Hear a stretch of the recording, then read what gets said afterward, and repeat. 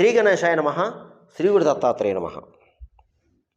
ఈ వీడియోలో మనం ఈ రోజున డిసెంబర్ మాసంలో మకర రాశి వారికి ఎలా ఉందో తెలుసుకుందాం. మకర రాశి ఉత్తరాషాఢ 2, 3, 4 పాదాలు, శ్రవణం 1, 2, 3, 4 పాదాలు, ధనిష్ట 1, 2 పాదాలు మకర రాశిలోకి వస్తాయండి.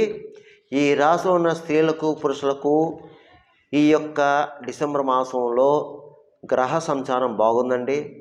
పర్వాలేదండి, గతంలో కంటే బాగుంది. గత 3 నెలల కంటే ఇప్పుడు బాగుందండి. ఎందుకంటే గత 3 నెలల క్రితం ఈ మకర రాశి వారు ఎన్నో సమస్యలు ఎదుర్కొన్నారు. ముఖ్యంగా ఆరోగ్యరీత్యా సమస్యలు ఎదుర్కొన్నారండి, ఇంకా ఎదుర్కొంటున్నారు మకర రాశి వారు కొంతమంది.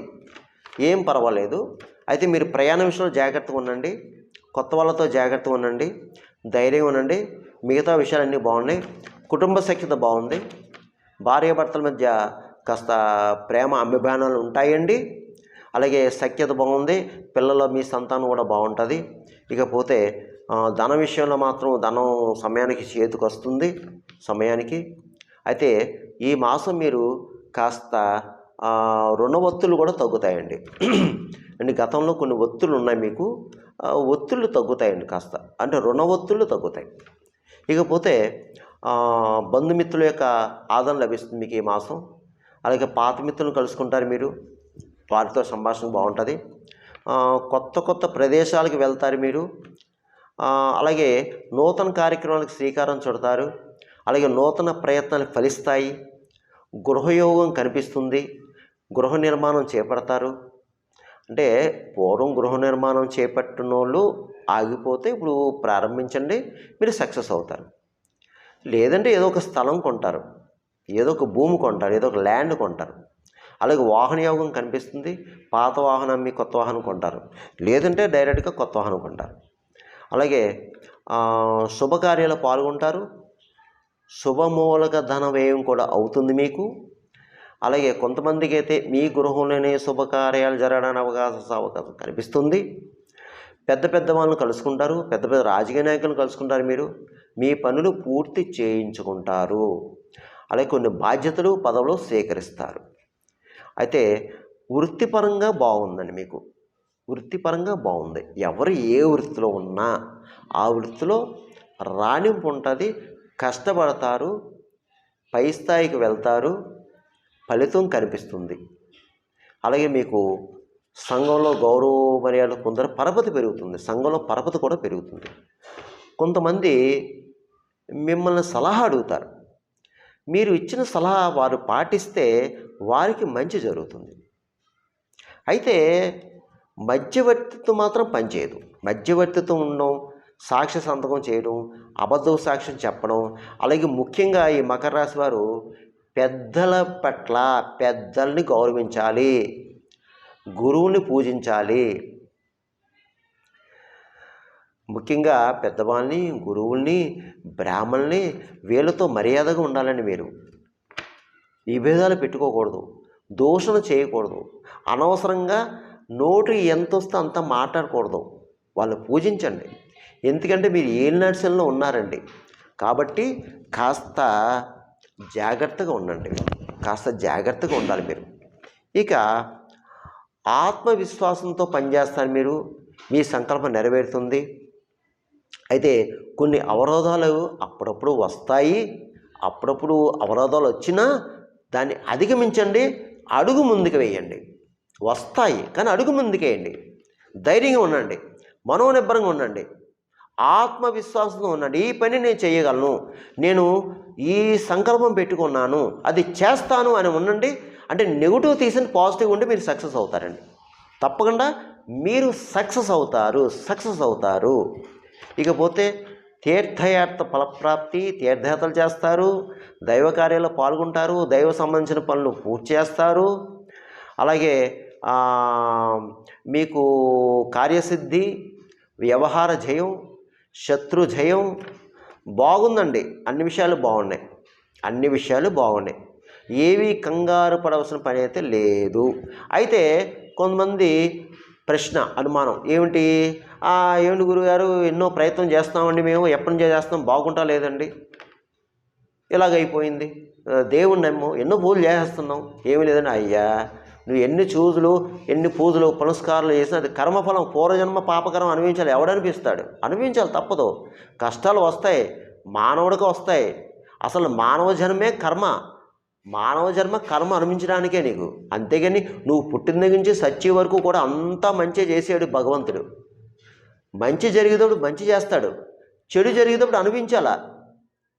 మంచి జరిగేటప్పుడు హ్యాపీగా ఆహ్వానించావు, మరి చెడు జరిగేటప్పుడు అందు గురించి ఏంటంటే మంచి జరిగినా చెడు జరిగినా ఒకేలా ఉండు. అడుగు ముందువే, ఎవరికి కూడా హాని చేయకు. నువ్వు ఎవరికి హాని చేయొద్దు. నువ్వు కావాలంటే చేతి సాయం చేయి, లేదా మాట సాయం చేయి. అలాగే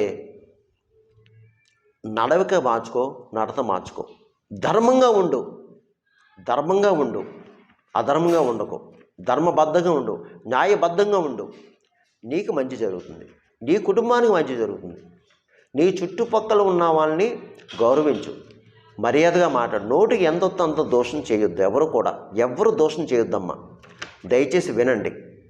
ఎందుకంటే ఏ నర్సలు ఉన్నారు కాబట్టి ఇవన్నీ మీ చుట్టూ కూడా వ్యవహారాలు అన్నీ మీకు అనుకూలంగా ఉండవు, మీకు ప్రతికూలం ఉంటాయి కొన్ని సందర్భంలో. కాబట్టి పరిస్థితులను అన్వయం చేసుకోండి, అర్థం చేసుకుని మెలిగి మీ యొక్క వ్యవహారాలను కానిచ్చుకోండి. అప్పుడు మీరు సక్సెస్ అవుతారు. ఇకపోతే ఇంట్లో రియల్ ఎస్టేట్ రంగంలో బాగుందండి, స్పెక్యులేషన్ లాభిస్తుంది, వాటర్ ఫీల్డ్ వర్క్ బాగుంది, ప్రైవేట్ కాంట్రాక్ట్స్ కూడా బాగుందండి, అలా షేర్ మార్కెట్ ఉన్నవారికి బాగుంది. ఇక సినిమా టీవీ రంగంలో ఉన్నవారికి బాగుందండి. అంటే అన్ని రకాల డిపార్ట్మెంట్కి బాగుంది, సువర్ణ అవకాశాలు వస్తాయి. దాన్ని ఉపయోగించుకోండి. మీరు కాస్త కష్టపడాలి. ఇక ఇందులో ఉన్న రాజకీయ నాయకులకి బాగుందండి. అయితే మీకు ప్రజల్లో గుర్తింపు వస్తుంది, ప్రజాసేవ బాగా చేస్తారు మీరు. కాకపోతే గుర్తింపు వస్తుంది, కానీ మీకు అంటే మీ పర్సనల్గా కాస్త ఒత్తిళ్ళు ఉంటాయి, మీకు కాస్త చిన్న ఒత్తిళ్ళు ఉంటాయి, ప్రెషర్స్ ఉంటాయి, చికాకులుగా ఉంటాయి. శారీరకంగా మానసికంగా అప్పుడప్పుడు మీకు కొంచెం పీస్ ఆఫ్ మైండ్ ఉండదండి. తర్వాత కొంచెం మీకు తెలియని శత్రువులు కూడా మీరు వెంటాడుతుంటారు. కాబట్టి మీరు అధైర్యపడాల్సిన పని అయితే లేదండి. మీరు కాస్త కొంచెం మనోనిబ్బరంగా ఓర్పుతో సహనంతో మాత్రం ఉండండి అయ్యా రాజకీయ నాయకులు. ఇకపోతే అన్ని రకాల వ్యాపారస్తులకు బాగుందండి. నూతనంగా వ్యాపారం పెట్టుకోవచ్చు, వ్యాపారం సాగుతుంది, లాభాలు వస్తాయి. ఇక ప్రభుత్వ పరంగా ప్రైవేట్ ఉద్యోగస్తులకు కూడా బాగుందండి. అలాగే ఉద్యోగస్తులకి కాస్త స్థల మార్పు కనిపిస్తుందండి కొంతమందికి. ఇక వివాహం అమ్మాయిల అబ్బాయిలు కూడా బాగుందండి. ప్రయత్నాలు చేసుకోండి, సఫలీకృతం అవుతారు. ఇకపోతే ముఖ్యంగా చదువుకునే విద్యార్థులు ఎవరైతే ఉన్నారో మీరు చక్కగా చదువుకోండి, ఇతర వ్యాపకాలు పెట్టుకోవద్దు.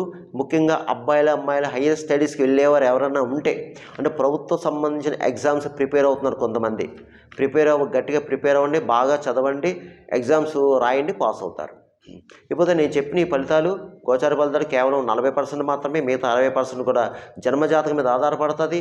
మీ జన్మజాతకం, జన్మ లగ్నం, జరిగే దశ, అంతర్దశ దాన్ని బట్టి కూడా ఉంటుందమ్మా. అంతేగా నేను చెప్పిన ఈ రాశి ఫలాలు అందరికీ జరగాలని రూల్ లేదు, జరగకూడదని రూల్ లేదు.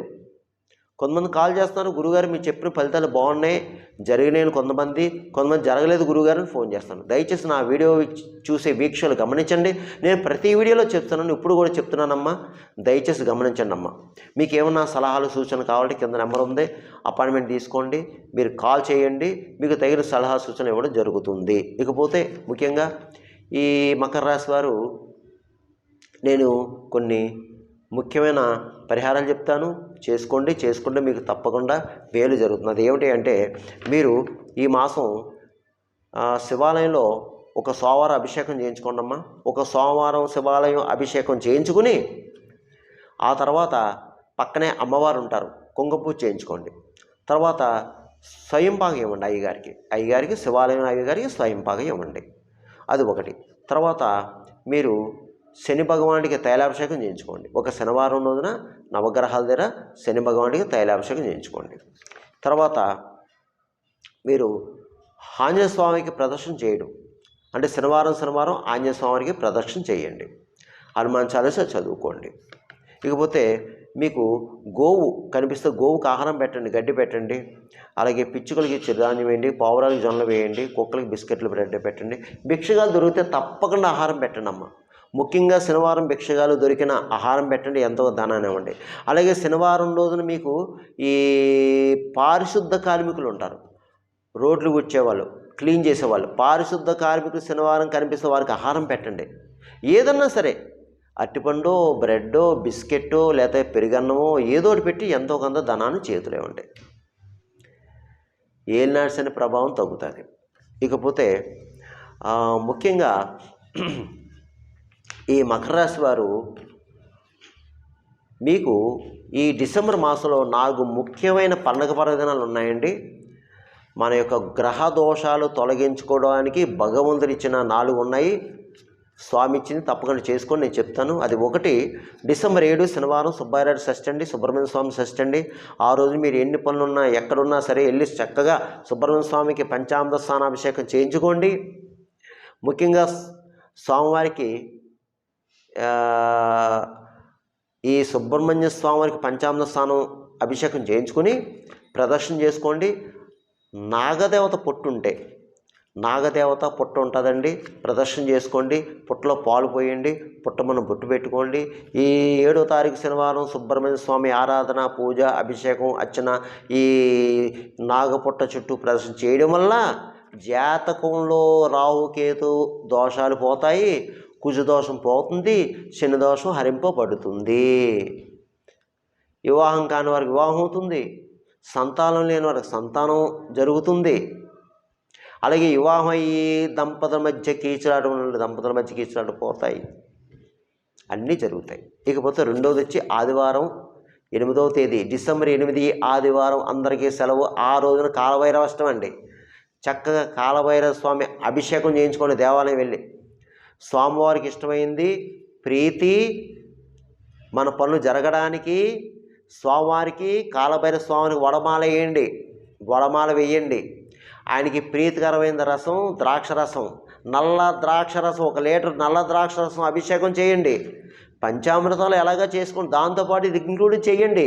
స్వామి ప్రీతిపాత్రుడు అవుతాడు, మన పని చేసి పెడతాడు. అలాగే 8 సార్లు కాలభైరవ అష్టకం చదువుకోండి. అయ్యా మాకు దగ్గరలో లేదండి, ఏంటి పరిస్థితి? కాలభైరవ స్వామి గుడి లేదండి మాకు.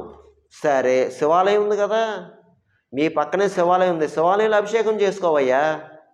సేమ్ ప్రాసెస్, శివాలయంలో అభిషేకం చేసుకో, అక్కడే కూర్చో. కాలాష్టమి చదువుకోరు 8 సార్లు, అక్కడే కూర్చో.